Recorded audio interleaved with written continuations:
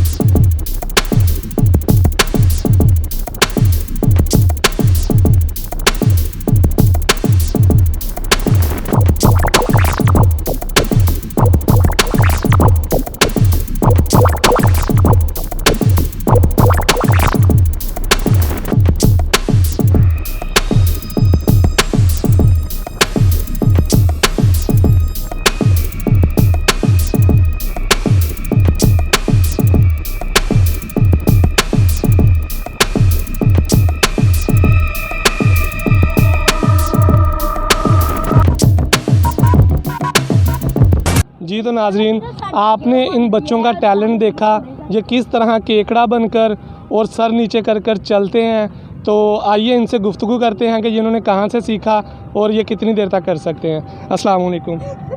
वालेकुम अस्सलाम। बेटा, आपका नाम क्या है? उस्मान। तो ये जो आप उल्टा चलते हो तो आपको डर नहीं लगता? नहीं। ये आपने कहाँ से सीखा था? बड़े भाई से सीखा था। जी तो नाज़रीन, आपने देखा, बिल्कुल बेडर होकर ये बच्चा हाथ नीचे और टांगे ऊपर कर कर काफ़ी दूर तक चल सकता है। उम्मीद करते हैं कि आपको आज का प्रोग्राम बहुत पसंद आया होगा। इसी के साथ अपने मेज़बान मोहम्मद दानिश को इजाज़त दीजिए और देखते रहिए पाकिस्तानी पॉइंट।